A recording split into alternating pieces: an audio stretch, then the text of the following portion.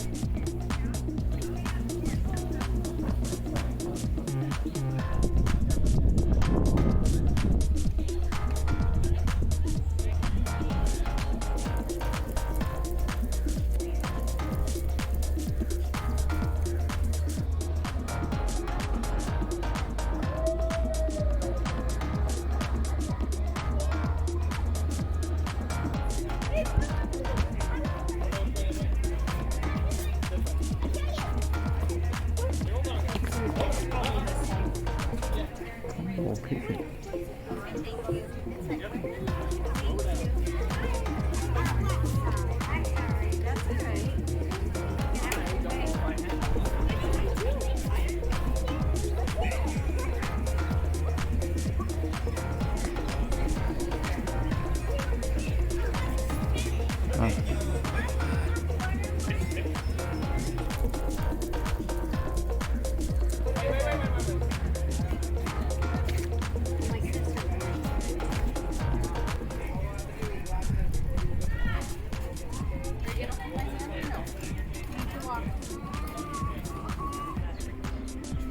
Already making noise, please.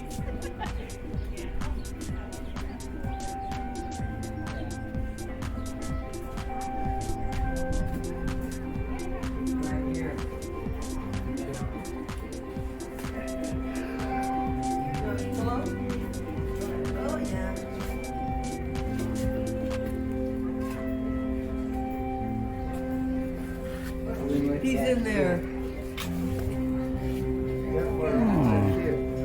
That's what cats do. They find the most comfortable place to live.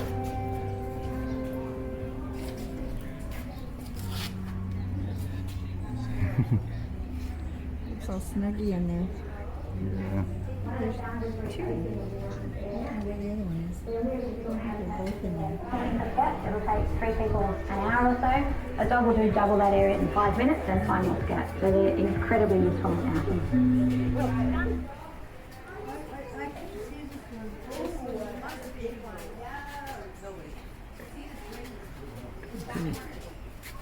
Oh, snake.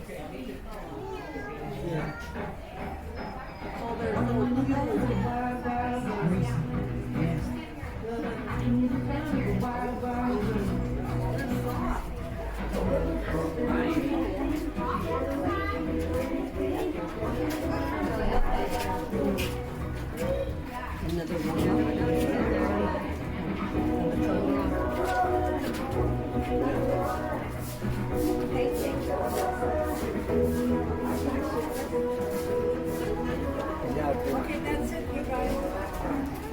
Come on, let's go look at them again.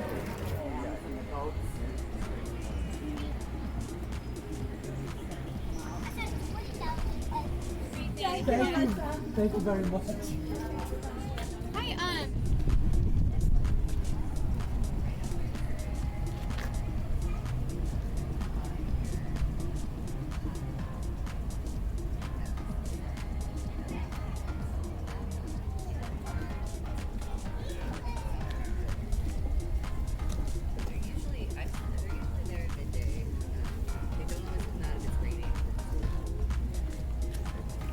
Is that a real one? Yeah, sure. Her name is Snickerdoodle. Oh, okay. It's a real one. And that's Spot. Oh, wow. They like to bask in the sun. Oh.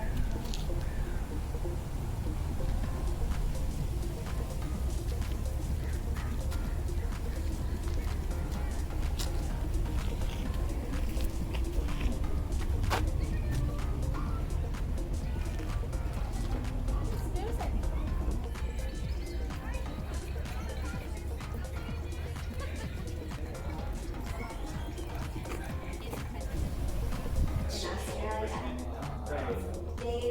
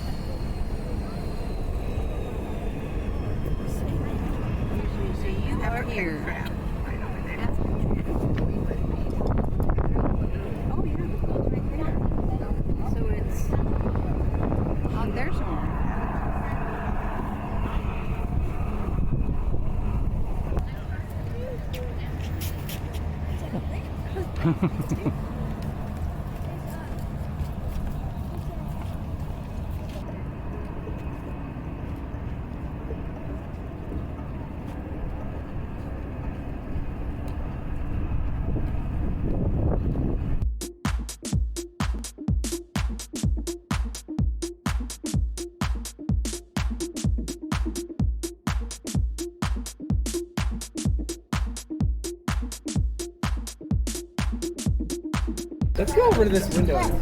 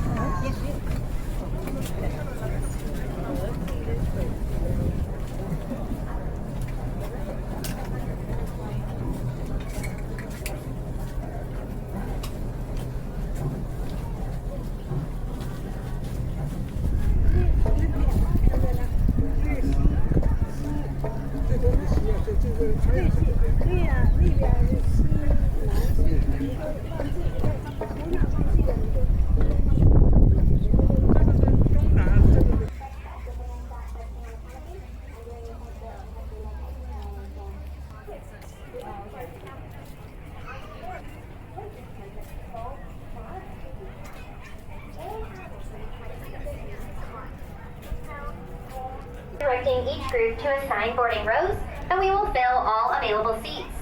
Through a quick loading process for all guests. Thank you. We are also committed to engaging the local stakeholders connected to Australian conservation issues. Your partnerships are only possible thanks to your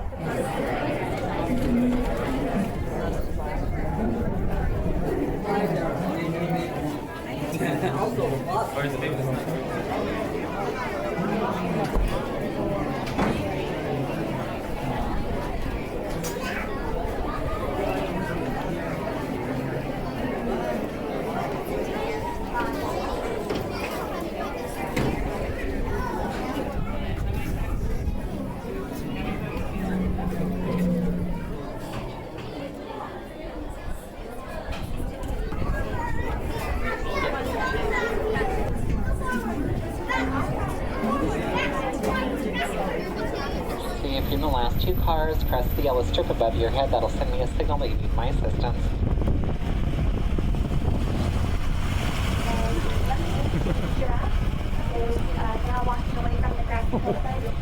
Now, over on my left-hand side are a bunch of towers. This is a tower of giraffe. Now, giraffe are a keystone species, meaning if they were to disappear, that would have a significant impact on the ecosystem in which they live. Any organism can be a keystone species. It can be a plant or an animal. It can be a fungus. Anything that would have a significant impact if it were to suddenly disappear. Insects, even insects. Think about bees. That is another keystone species. They are pollinators. And so is the giraffe. The giraffe can reach the highest limbs of trees, eat the fruit, and after digestion, those seeds get planted and they grow. So they are an important pollinator in their ecosystem. They're also a early warning system for antelope. Antelope love to hang out with them because the giraffe have excellent eyesight. They can see up to 2 miles away. And they're not just looking for other giraffe, they're looking for threats. So if they see a threat headed towards them, they run in the opposite direction. And the antelope follow them because they know the giraffe have seen a threat headed towards them. So the giraffe plays a very important role in their local ecosystem. Over on my left-hand side, there's a couple of small antelope walking along there. Here's the rest of the herd over here on the hill. These are Thompson's gazelles. They've got the tan back, white belly, and the black racing stripe on the side. Those two larger ones with the dark brown back, those are Kenya impala. Those two left their own herd. We have an impala herd out there. Those two moved out of that herd, and they joined the Thompson's gazelles some months ago, which is kind of unusual, but they seem to get along great. They're both a prey species, so they have very similar behaviors. Now, by a show of hands, how many of you are visiting us for the very first time today?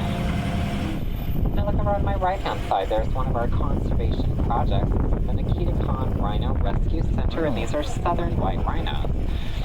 Southern white rhinos are the largest species of rhino. They reach up to 5,000 pounds and 6 feet tall at the shoulders, and they're super social. They live in herds called crashes, like little families. They form very close bonds. They're also critically endangered due to illegal poaching of those horns that you see on their face. Some cultures believe that the horn has medicinal value, but if you feel of your own hair and your own fingernails, that's the exact same material the horn's made of. It's a protein called keratin. So if you would spread the word, these gentle giants would definitely appreciate it. Now, the southern white rhinos here at the Rescue Center are part of a program designed to save the northern white rhino from extinction. If you look at the symbol I'm holding up in the window, that is the total number of northern white rhinos left on the entire planet. They used to number in thousands. Now there's only 2 left, mother and daughter, living in Kenya under 24-hour guard. Because they're both female, they are functionally extinct. Now, the rhinos here at the Rescue Center are going to help them, hopefully. We've had 2 southern white rhino cows born successfully through artificial insemination. Edward and Future, you may have heard of them. And we are going to use the southern white rhino as a surrogate for the northern white rhino. Now, we have a frozen zoo that contains genetic material for thousands of different species of wildlife, including the northern white rhino. So we're going to take that genetic material, create a fertilized embryo, and that'll be inserted into the southern white rhino using in vitro fertilization. So at some point in the future, we will have more northern white rhinos to share with future generations. Now this is a beautiful day to visit the wildlife here at the San Diego Zoo Safari Park. They're the most active in the morning and the evening when it is cool, and during the day they're typically resting, conserving their energy unless they need to flee from a predator. But on cooler days, they do tend to remain active on and off throughout the day. Now on my left-hand side, just on this side of those palm trees, there's two baby Ellipsan waterbuck right there. They are brown, and they blend in pretty well, but you can see them move their ears. Those Ellipsan waterbucks are one's 3 weeks old, the other one's 4 weeks old. Now their parents, their moms, have done what they've called tucking. Tuck them away for safekeeping while they go off and graze with the rest of their herd.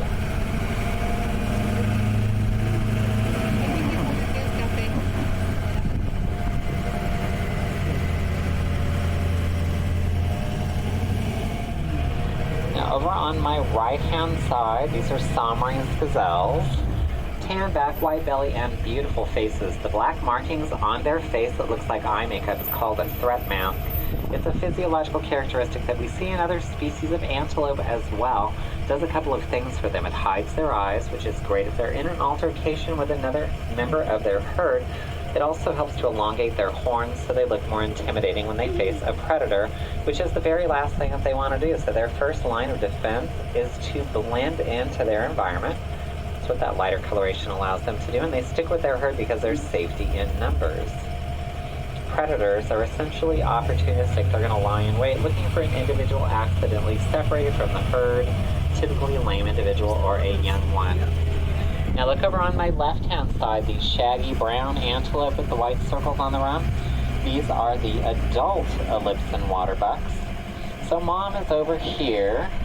Actually, they have two different moms. So both moms are over here, and the babies are still tucked away over by that pond. Now the white circle on the rump of these guys is called a follow me mark. When they migrate, they keep an eye on each other by following those follow me marks. And here's some more giraffe. Now these are Maasai giraffe. The ones that we saw when we first left are a different species. Those are a mix of Rothschilds and reticulated. But this is a Maasai giraffe. Now, giraffe are uniquely designed to take advantage of a food source that is at much higher than any other hoofed mammal can reach, because they are the tallest land mammals in the world, and those beautiful coats give them camouflage under trees when they browse for leaves. Looks like dappled sunlight. Here's some more of the Maasai giraffe on my left-hand side. Now, those large tan antelope cleaning up the ground under that giraffe feeding station, those are Patterson's elands. That's one of the largest species of antelope. They reach up to 2,000 pounds and 6 feet tall. Now the black markings on the backs of their front legs just above the knees, those are also follow me marks like the white circle on the rump of the Ellipsan waterbuck. Now also on my left-hand side, just to the left of that feeding station, that smaller tan antelope, that is a baby Patterson's eland. That one's about probably 5-6 months old now. Now look on my right-hand side. Those are Somali wild ass over there. With the lavender coat, white belly, black striping patterns on their legs. And those black striping patterns are also follow-me marks. Now they're critically endangered in their native habitats of Somalia and surrounding areas, primarily due to drought, but also famine and civil war. There's only a few hundred individuals left in the wild. Global warming has had an enormous impact on people and wildlife all across the globe, but with our combined efforts, hopefully we can help them recover and thrive once again in their natural habitat. Now look right over here on my left-hand side, this one giraffe with the dark black spots. His name is Gowan. He's the breeding male. He's about 18 feet tall. His tongue is about 18 inches long. Now giraffe are suffering a silent extinction in their native habitats in Africa due to poaching and habitat loss. Their numbers have declined about 40% in the last couple of decades. That's why it's a silent extinction. It went largely unnoticed up until recently. But you can help out with that, especially if you're passionate about giraffe. Do not miss this opportunity. Log on to wildwatchkenya.org. Follow the instructions. Become a volunteer scientist. You record your observations. And that'll help us scientists in the field understand their migration patterns, help them come up with solutions to help giraffes thrive once again in their natural habitat. On my left-hand side, these lavender-coated antelope with black and white markings and long straight horns. These are South African oryx. Those horns are 2 to 3 feet long and quite sharp. So don't go jogging through a herd of those. That would be tragic. Now, as I continue up this hill, I will not be stopping, but keep your eyes directed towards the left-hand side for more wildlife. Now, on my left-hand side, this large tan antelope that's walking down the hill, that is a roan antelope. And then laying on the slope over there, those 4 orange-colored antelope are Uganda cob. And to the right of them, those 2 shaggy brown ones, those are adolescent male lowland Nyala. So many different species of antelope. We have a good representation of what the world has to offer. There are about 90 different species of antelope worldwide, and about 75 of those reside in Africa. Also here on my left-hand side is a Giraffes zebra. The largest species of zebra. They reach up to about 6 feet tall, and the striping patterns on each zebra are unique to that individual. They are all different. Just like our fingerprints, they can identify each other by those striping patterns. It is like having a little name tag on. Now on my right-hand side, there's some more roan antelope. And antelope. Now also on my right-hand side on that island, that smaller little orange-colored antelope with white stripes and spots, that is a female African Sitatunga. Now I can tell she's a female because that is a sexually dimorphic species, meaning the males look significantly different. That's all it means. The males are darker, shaggier, and they have horns. On my left down in the valley, there's some roan antelope grazing down there in the valley. On my left-hand side, there's a couple more Giraffes zebras down there in the valley. Just coming up here on my left-hand side. Now, all this vegetation all around us up on the hills is called coastal sage scrub and chaparral. It is one of the most endangered ecosystems in the United States, with only about 15% left in the state of California. The safari park's about 1,800 acres, and about half of that is dedicated to preserving this endangered ecosystem for the local wildlife, which is critically important because I can think of at least one that contributes to our good health, and that is the turkey vulture, because they clean up after predators, they leave carcasses behind. They can consume material infected with disease, and it doesn't harm them, but because they consume it and take it out of the environment, they prevent the spread of disease to other animals and to humans. So it is definitely in our best interest for them to stick around. But you have to have some of the local ecosystem left in order for them to do that. Now on my right-hand side is some of that local wildlife that I was just yammering about. Now mule deer live inside and outside the park. The ones that move in, like these guys, will just stay here because there's plenty of food and water, shelter, a place to breed, and a lot fewer predators than outside the perimeter fences. Now this next tree here with these orangey red blossoms, that is a African coral tree. It is my favorite tree during this time of year. It is absolutely beautiful.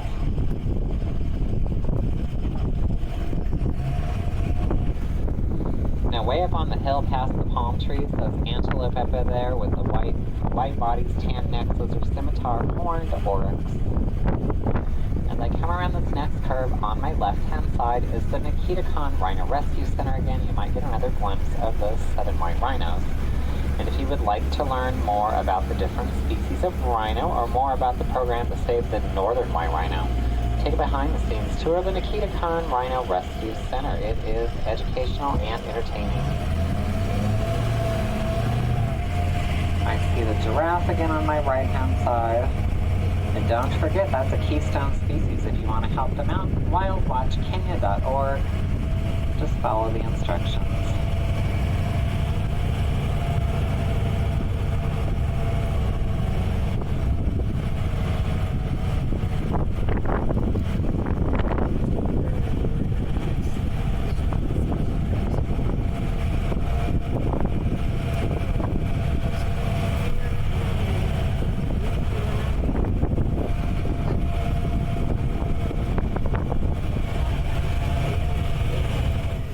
Well, I hope that you guys had the best time. It was a pleasure for me to take you out and show you the amazing wildlife that we have in our care. We were able to see how physiological characteristics and behaviors enable wildlife to survive in their natural habitat.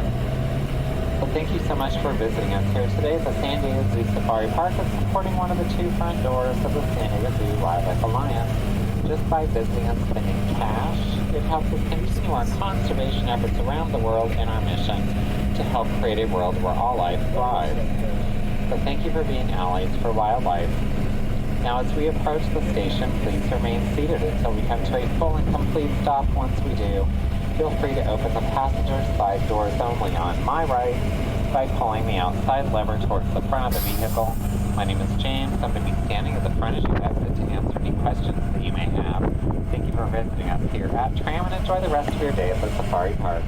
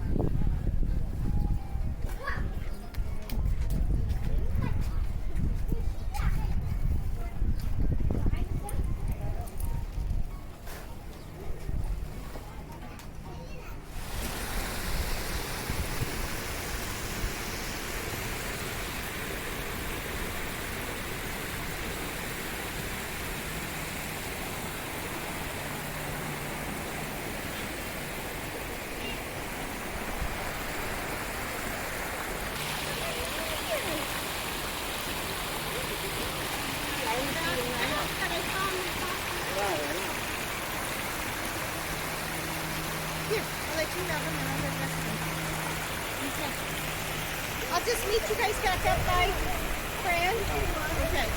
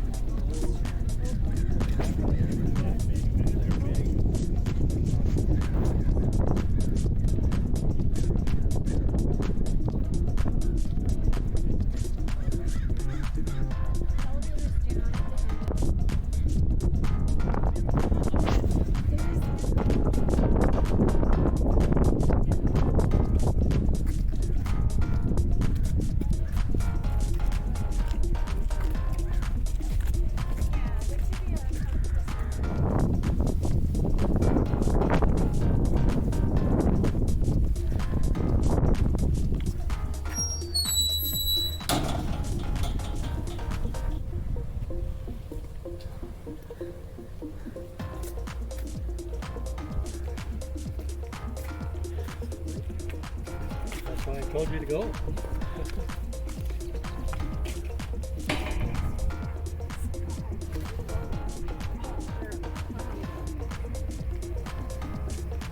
It might have been a ball.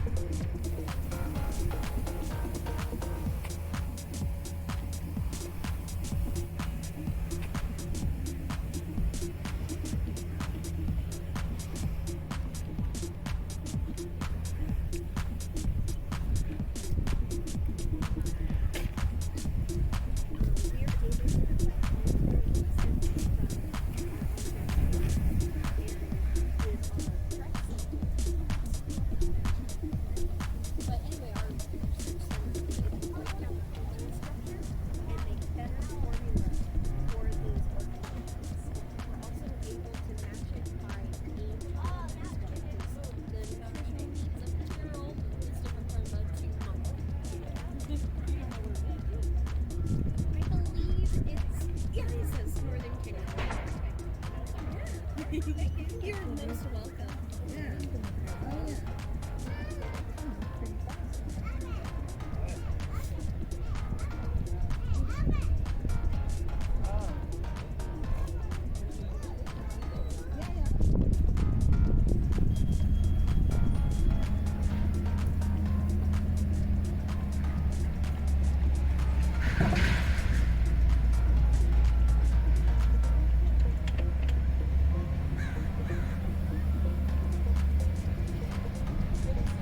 Yeah. Yeah, he is. You can see him here.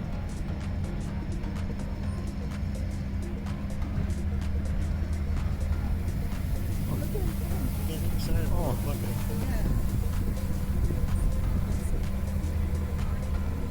Oh, I see. Yeah.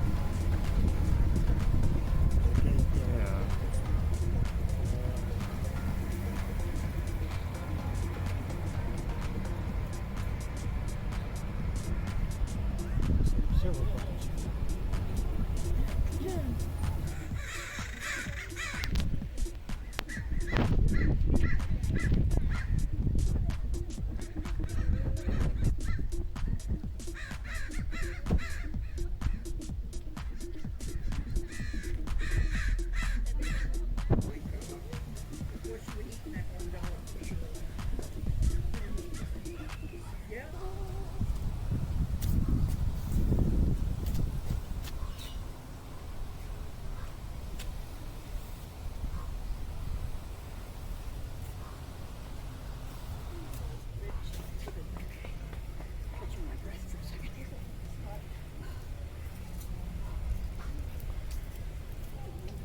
Hanging away over there. Yeah, hanging over there.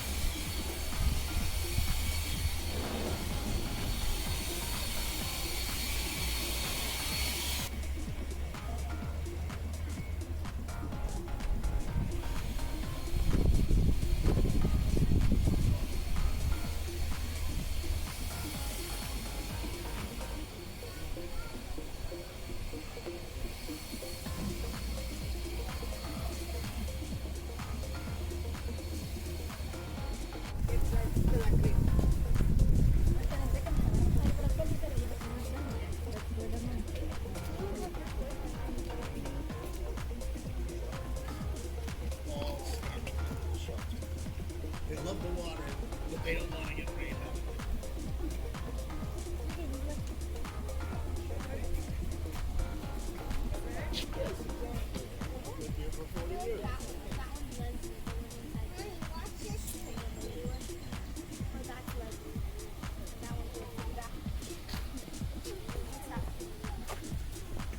Oh, Leslie.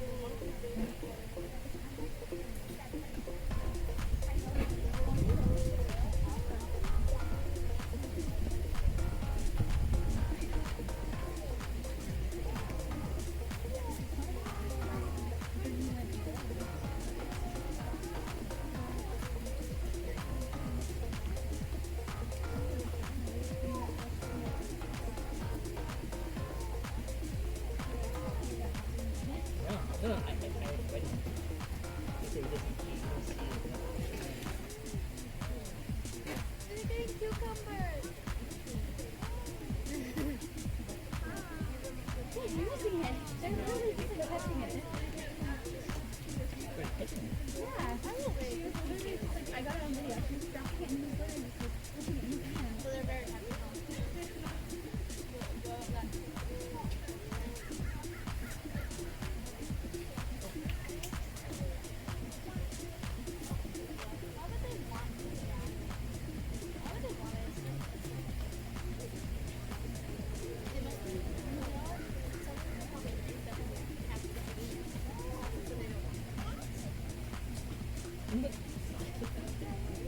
He was like on the TV block on his phone. No. I mean, I've seen them go down there before. Like, oh my god.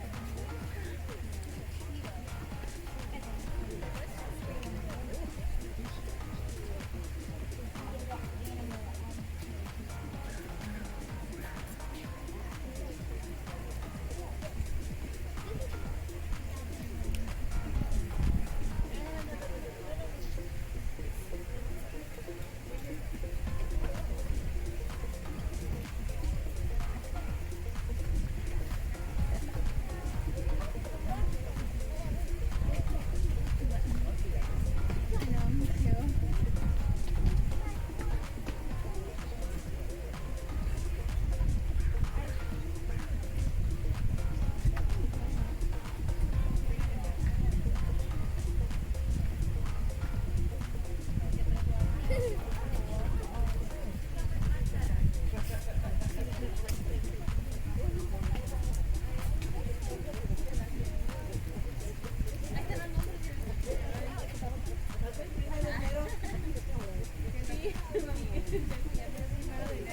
No será el primogénito de los Ay, creo que se lo compraron.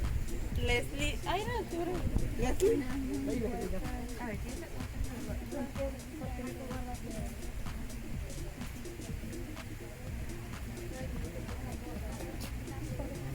Oh. Oh.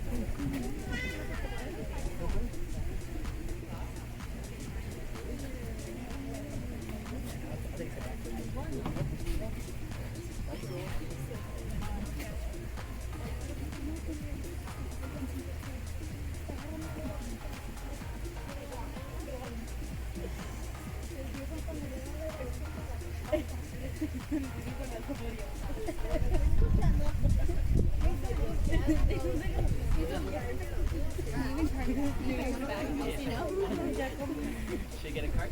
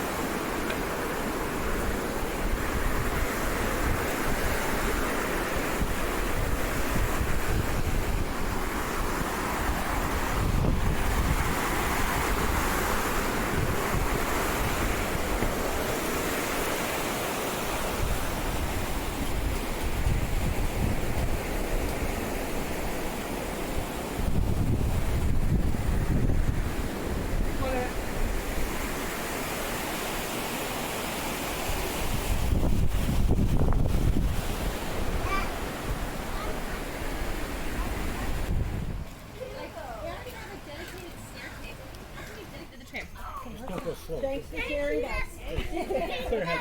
You're reading a song. Okay, we gotta pick up the page to around the whole thing.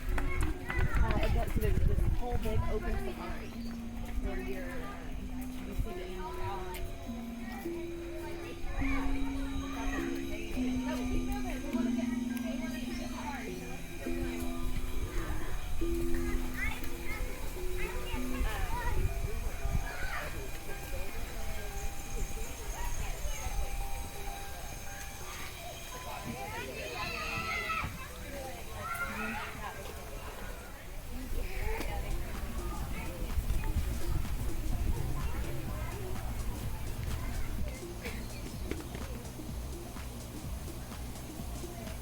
She knows she's saying China! no. They ignore you when you do it. I don't like loud people. Maddie, don't scratch that. So tell me, my friend has like 13 to 15 species of them.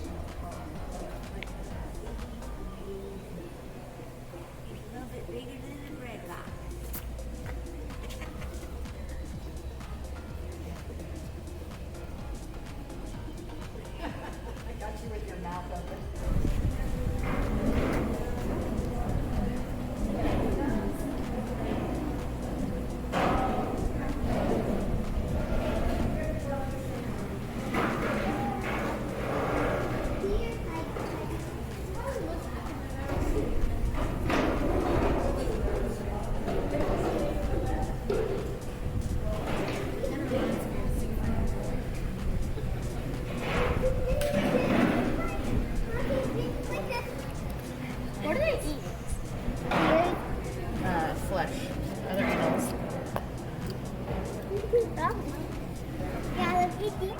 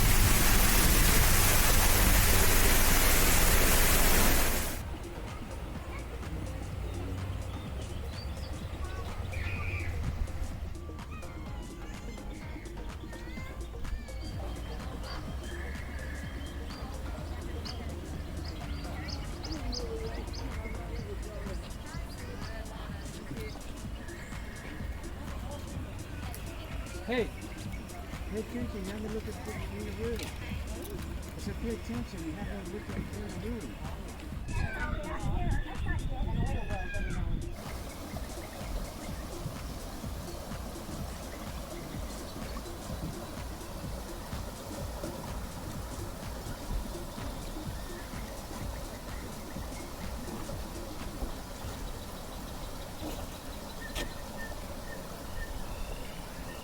Yeah, I see.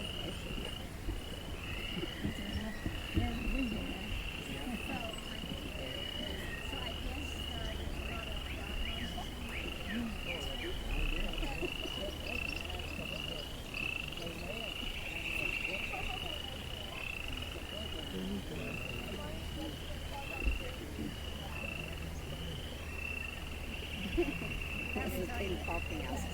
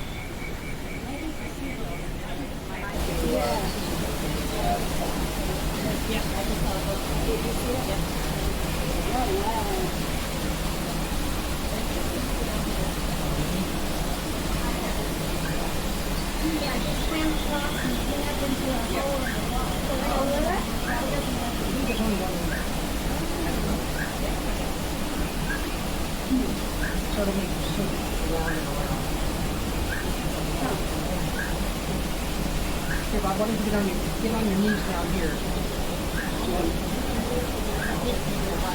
Yeah, there it goes.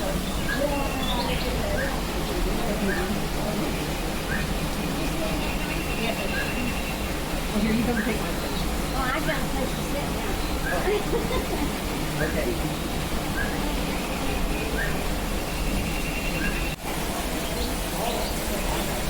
Oh, there he is. There, oh, there.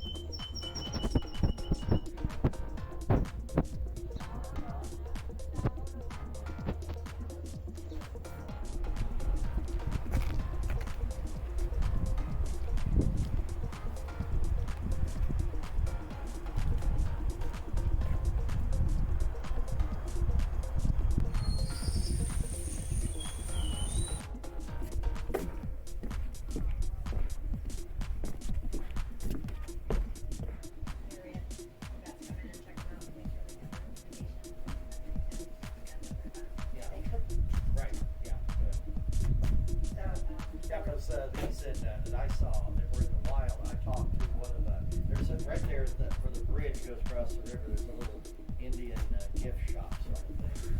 And I talked to her and she said, yeah, she said they land here on the bridges. She said they usually do it late in the evening and spend the night in there. And then they leave as soon as the people start stopping. By the morning, they're gone. Yeah, so our first chick that passed was, they fed it. Yeah, right. And then all of a sudden they Uh-oh, this guy thinks I'm gonna cut me out. Right. So then they came up with a puppet idea.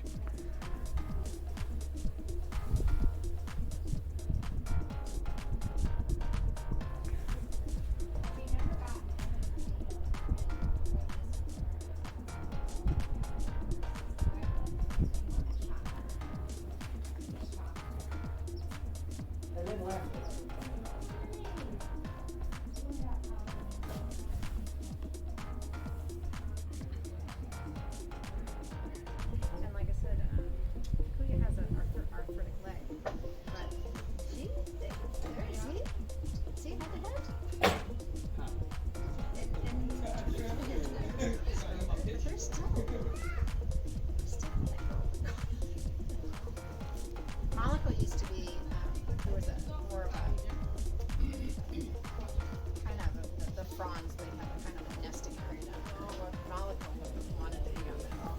in there, and his name is Wei Wei. Oh, Wei And Wei. he's only one. Hello, Wei Wei. There they are. Oh, look at this. They're getting big. Yeah, it's big. They're only 2 years old. 2 years old only? Oh. I thought they were all hiding back there with them. Yeah, I hadn't seen those till one of them flipped up a wing, Went, and there yeah. we go.